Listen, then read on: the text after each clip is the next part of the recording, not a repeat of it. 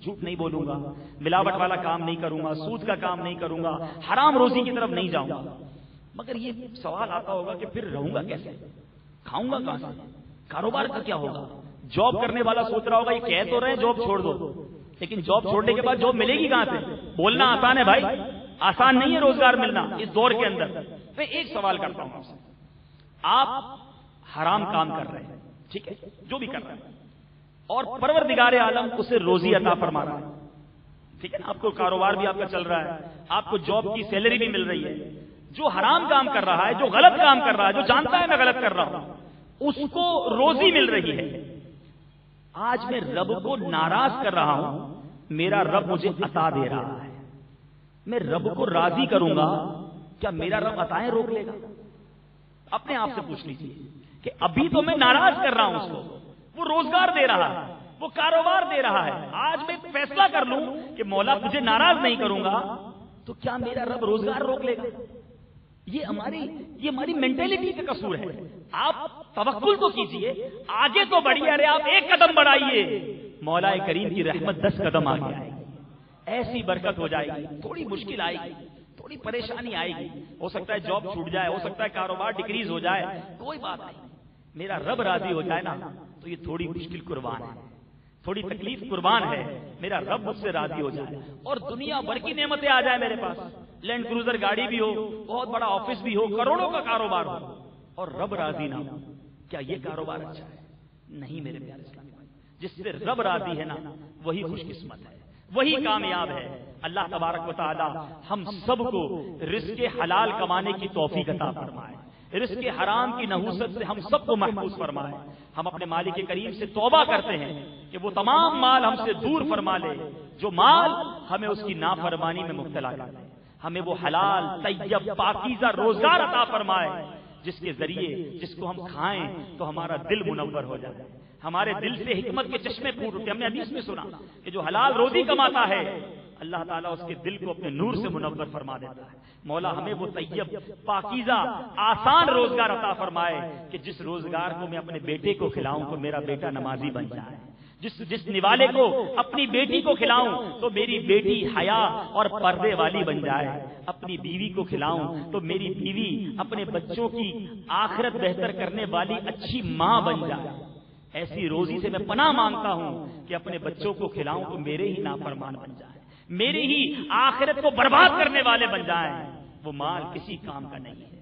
ارے مال تو یہی ہے کہ میں اچھی اولاد چھوڑ کے جاؤں، حافظ قرآن، عالم با عمل، اچھے بچے چھوڑ کے جاؤں جو مرنے کے بعد میری مغفرت کا سامان بن جائے.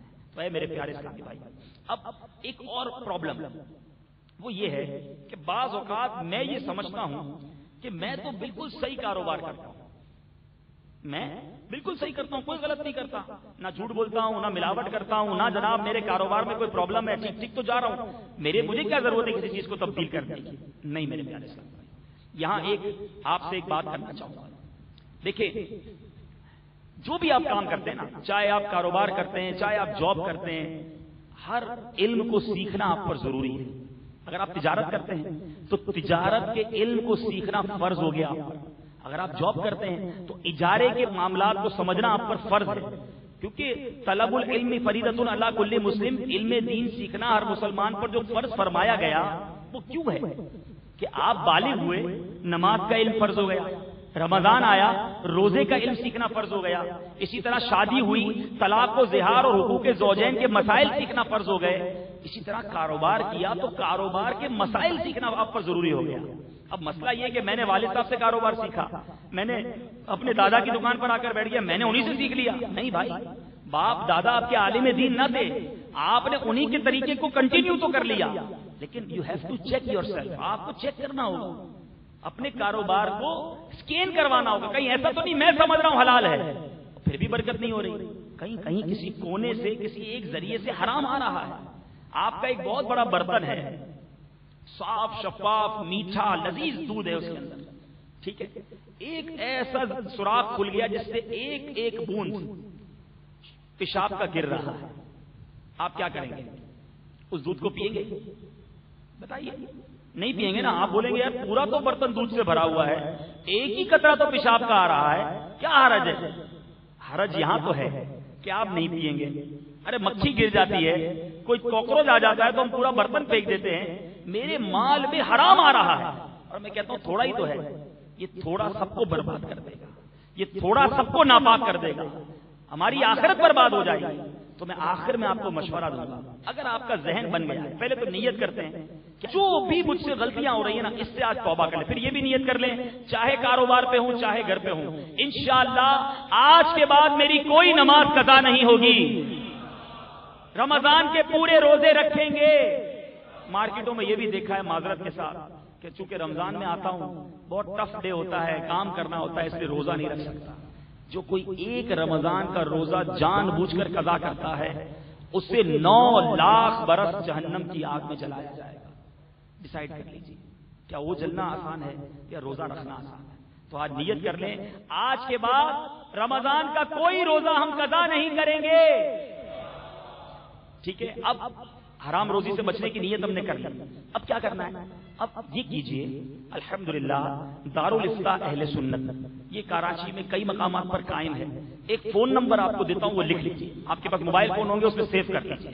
تمام اسلامی بھائی اپنے اپنے موبائل فون نکالیں اور ایک نمبر سیو کریں. اپنی عادت بنا لیں, جو بھی کام نیا شروع کرنے لگے دارالافتاء فون کریں. دعوت اسلامی نے آپ کے لیے کتنی آسانی کر دی کہ آپ کے لیے 24 آورز پورا دن 7 دن 365 دن ہر وقت ایوری ویئر جب بھی دنیا میں کہیں بھی آپ ہیں آپ فون اٹھائیے اور دارالافتاء فون کیجیے. انشاءاللہ دارالافتاء کے اسلامی بھائی فری آف کاسٹ آپ کی انشاءاللہ بات سنیں گے اور آپ کو شرعی رہنمائی دیں گے, آپ کو مسئلہ بتائیں گے. نمبر ہے لوکل نمبر ہے 021 3494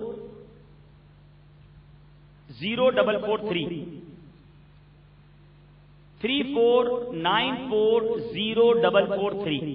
12 گھنٹے رات دن جب آپ کو فون کرنا ہو فون کیجئے اور شرعی رہنمائی حاصل کیجئے. اس کے علاوہ اگر آپ چاہتے ہیں میں آپ کو ایک اور مشورہ دوں گا. بخاری مسجد خارادر میں آپ نے دیکھی ہوگی ٹاور پر, وہاں چلے جائیں. وہاں صبح 10 سے لے کر شام 5 بجے تک دارالافتاء قائم ہے.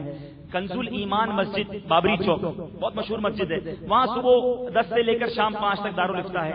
خود چلے جائیں اور اپنے پورے کاروبار کے طریقے کو مفتی صاحب کے سامنے بیٹھ کر بیان کرتے ہیں کہ میں صبح دکان پہ جاتا ہوں, یوں مال خریدتا ہوں, یوں بیچتا ہوں, یہ اس طرح گاہک آتا ہے, یہ میری پرچیز, یہ میری سیل, یہ میری پروڈکشن.